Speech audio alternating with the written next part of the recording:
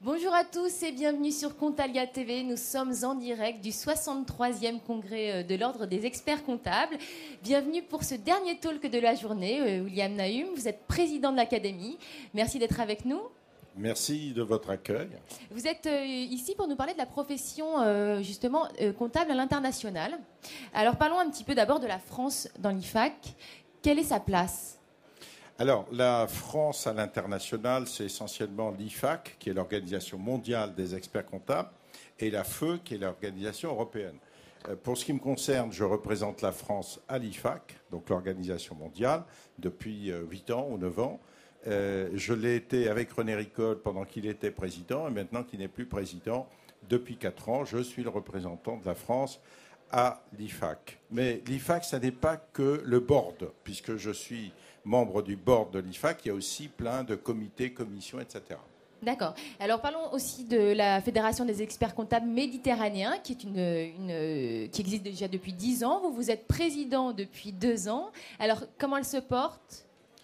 Elle se porte bien. Elle se porte bien. La Fédération des comptables méditerranéens que j'ai contribué à créer il y a 10 ans regroupe des pays de la Méditerranée qui vont de l'Égypte à Israël, en passant par Chypre, Malte, l'Italie, l'Espagne, la Turquie, la France, etc. Et ça me permet, cette interview me permet d'annoncer que le 28 novembre, 2 fois 14 novembre, c'est le 11e mois de l'année, comme vous le savez. D'accord. En plus, c'est le mois de mon anniversaire, mais passons sur les problèmes personnels, qui est le 4 novembre.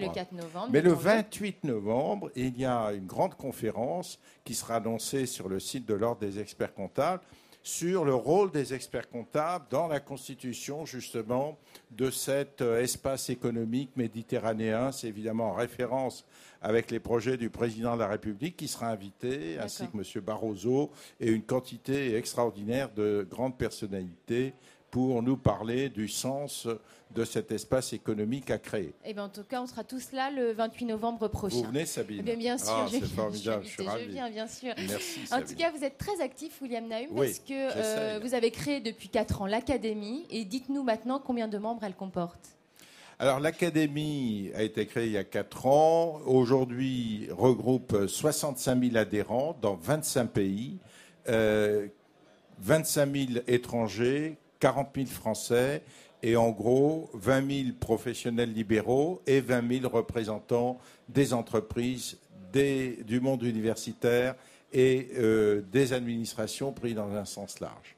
Eh bien, bravo.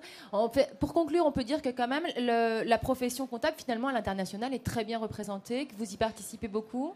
Ah bah oui, puisque je la représente, donc forcément elle est très bien représentée.